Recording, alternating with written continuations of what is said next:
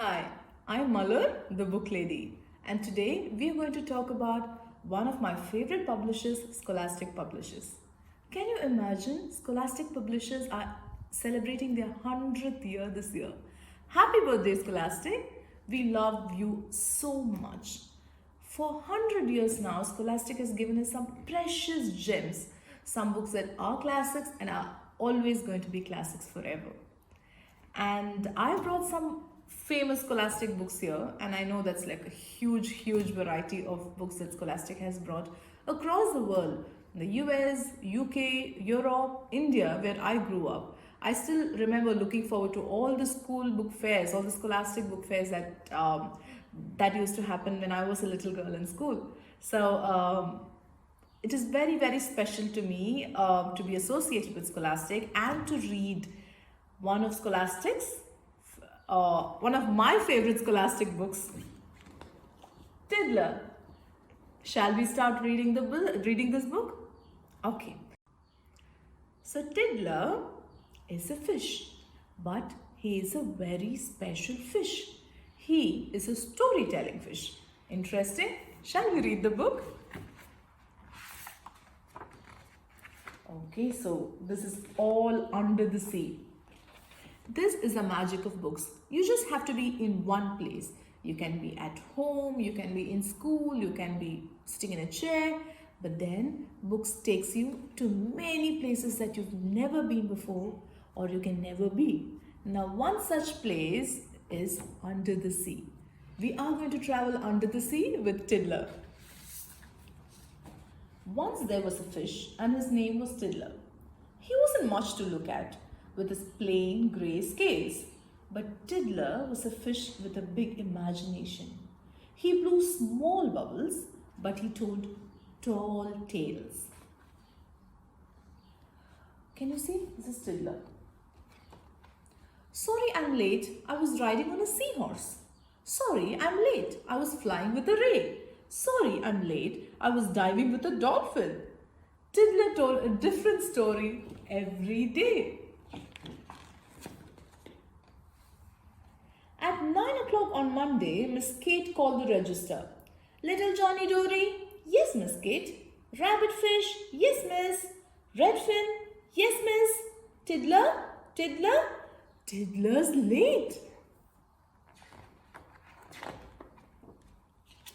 Sorry, I'm late. I was swimming around a shipwreck. I swam into a treasure chest and someone closed the lid.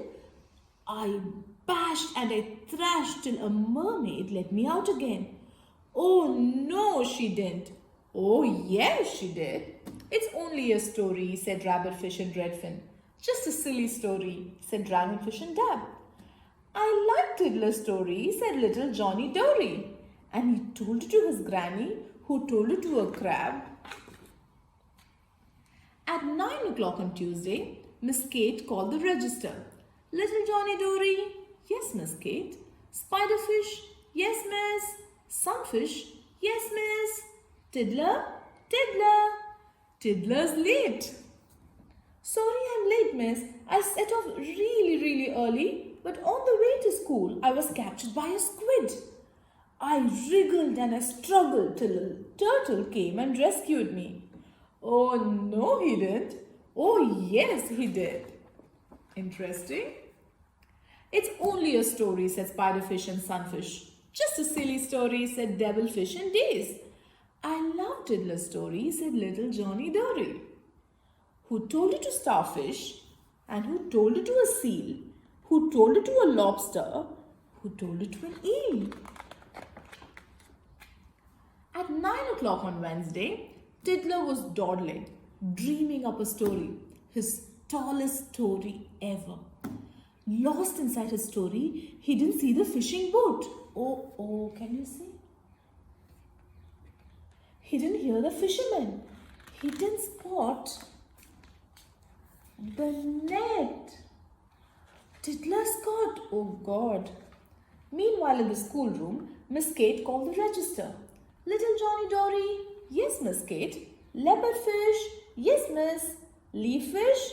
Yes, Miss. Tiddler? Tiddler. Tiddler's late. 10 o'clock, 11 o'clock, still no Tiddler. 12 o'clock, lunchtime. Where could he be? Can you see what the fishes eat for lunch? Far away, the fishermen were hauling in their fishing net. Can you see?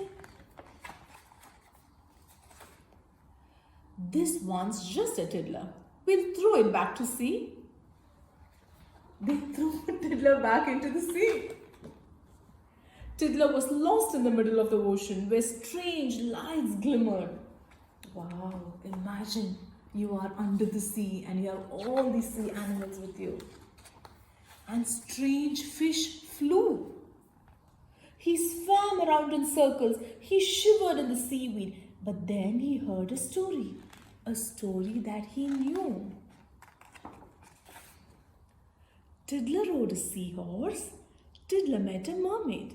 Tiddler met a turtle who saved him from a squid. Tiddler found a shipwreck. Tiddler found a treasure chest. Oh no, he didn't. Oh yes, he did. Tiddler peeped out and he saw a shoal of anchovies. Excuse me, can you tell me where you heard that tale? We heard it from a shrimp, but we don't know where she heard it. And they took him to the shrimp who said, I heard it from a whale. So he goes to the Tiddler, he goes to the whale, Tiddler goes to the whale, and the whale says, I heard it from a herring. So herring says, I heard it from an eel. Eel says, I heard it from a lobster. And lobster says, I heard it from a seal. And seal says, I heard it from a starfish. And starfish says, I heard it from a place. The place says, just a minute, I don't recognize your face. And Tiddler says, I'm Tiddler. I'm tracking down my story. So he replied, I heard it from my neighbor, Granny Dory. Wow, 1 o'clock, 2 o'clock, still no Tiddler. Nearly home time. Where could he be? Just as the fishes were finishing their lessons, in swam Tiddler at 3:30. Can you see? Tiddler's back. Tiddler's found himself his home. Sorry, I'm late, but I swam into a fishing net and managed to escape. And I swam away and hid. I was lost. I was scared. But a story led me home again. Oh no, it didn't. Oh yes, it did. It's just another story, said leopardfish and leaffish. Just a silly story, said butterfish and blue. It isn't just a story, said little Johnny Dory. And he told it to a writer friend who wrote it down for you. What a beautiful, brilliant story this is. It says, the smallest fish can tell the tallest tale. Oh yes. And I think you should too. You should continue telling a lot of stories, telling what you dream about to your parents, to your friends, and to everyone around you. Who knows? Your tale and your story might be in one of the scholastic books, and I can read it to a number of children too.